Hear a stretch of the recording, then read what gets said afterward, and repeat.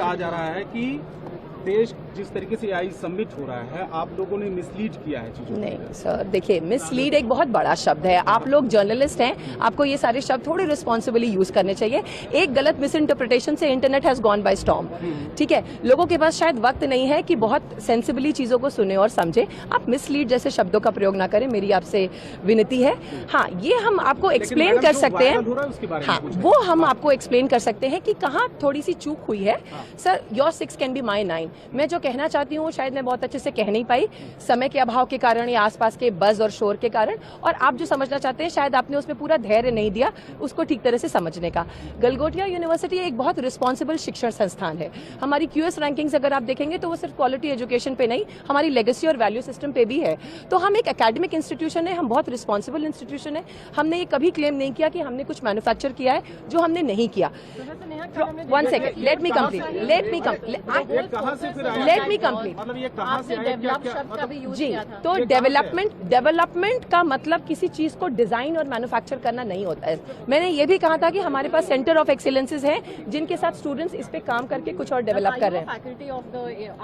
I am not a faculty of artificial intelligence, I am a faculty of communication in the school of management. But I am very responsible in my choice of words and what I intent to say, and I still stand by it. हम आज भी You are putting words into my mouth.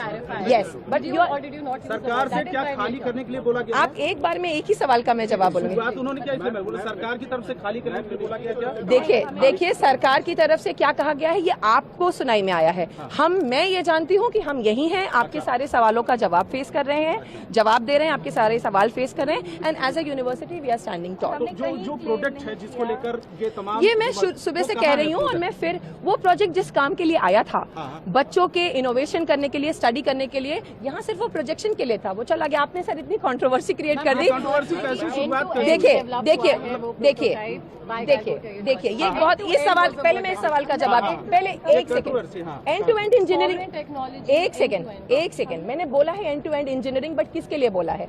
मैंने हमारे soccer arena के लिए बोला है कि इसकी एंड टू एंड इंजीनियरिंग से लेकर के, इसका लैब से लेकर के, इसका एग्जीक्यूशन एरिया हमारे पास है। Because see this is what happens when you just take out words and do not listen to the full thing.